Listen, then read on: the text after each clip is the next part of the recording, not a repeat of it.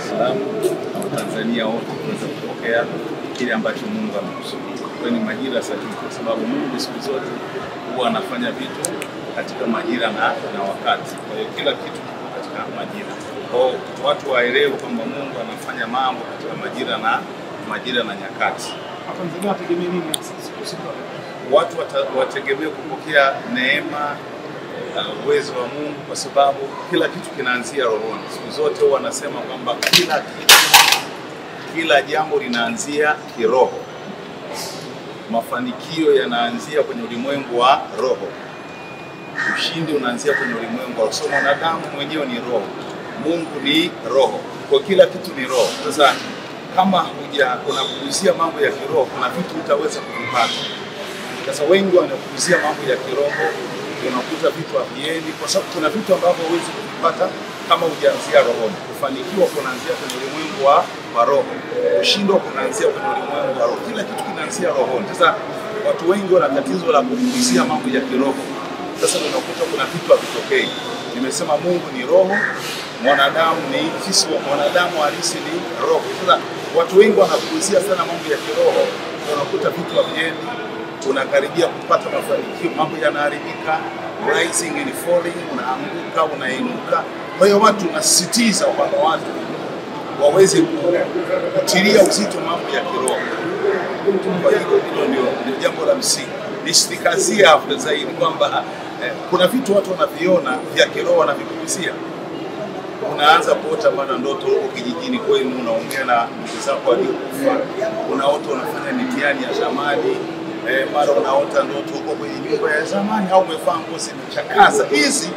Haya ni mambo ya kiroho. Hizi ni dalili za kiroho kwamba una shida kiroho. Kwa hiyo Watanzania watilie mkazo mambo ya kiroho. Unaposikia maombi kama hivi, ujue hapo kuna msaada. Sasa hivi vitu vinavyotokea, mara kuna mambo yanajirudia mabaya. Kuna tarehe moja kwenye familia lazima mtu afe. Hivi vitu sio vitu vya kupuuzia, kwa sababu kufanikiwa kunaanzia rohoni. Kushindwa kunaanzia rohoni. Baraka zinaanzia rohoni. Kwa hiyo kama hauko kiroho, hautilii mkazo mambo ya kiroho, utaishia kuhangaika na kupata hasara kwenye maisha. Kwa hiyo watu wakazie, waweke uzito kwenye mambo ya kiroho. Hiyo ndio message yao kwa Watanzania wote. Tunaelekea katika uchaguzi, pengine tunakuwa na maombi maalum ya kuombea taifa letu. Na maombi siku zote Biblia inasema tuombee kabla ya mambo yote. Anasema Paulo anamwambia Timotheo, kabla ya mambo yote nataka dua na sala zifanyike kwa ajili ya nchi na wakuu wanaotawala nchi. Kwa hiyo siku zote tunaombea nchi ili tuvuke salama na amani yetu iendelee. Kwa hiyo maombi kwa ajili ya kuombea nchi, si tu uchaguzi, kwa ajili ya kuombea nchi. Hili ni jukumu la kila siku la kuombea nchi yetu ya Tanzania. Kesho kufanyika wapi pengine na utaratibu mkali kwa magari? Kesha utafanyika hapa Mwenge kwenye ukumbi wa Suma JKT, kwenye ukumbi wa Uhuru. Suma JKT pale Mwenge panafahamika kabisa. Kwa hiyo watu wahudhurie kuanzia mida ya saa 12 jioni.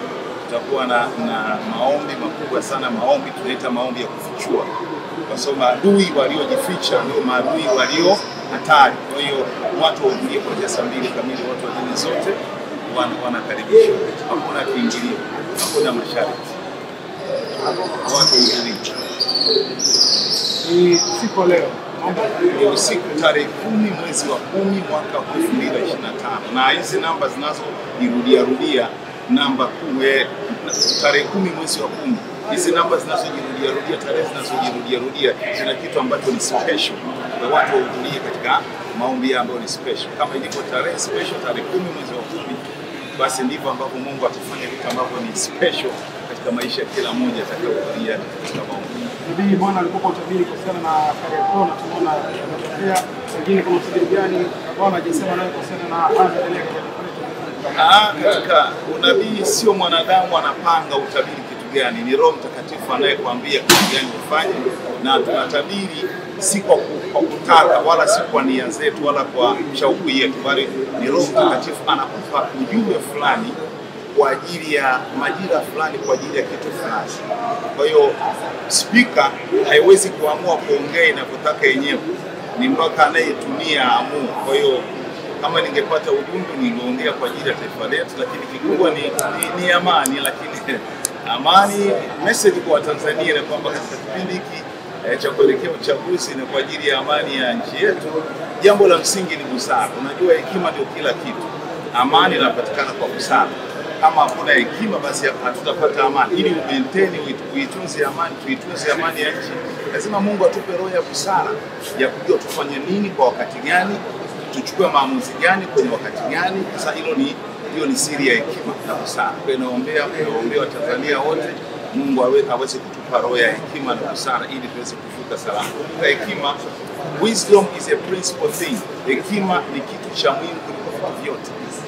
Hata kama tutaiombea nchi, tutaombea viongozi, lakini kama tutaombea busara, hekima, hakuna kitu kitakachofanikiwa. Kwa ni ujumbe ni mkubwa zaidi ya kuonyesha, zaidi ya utabiri. Asante sana.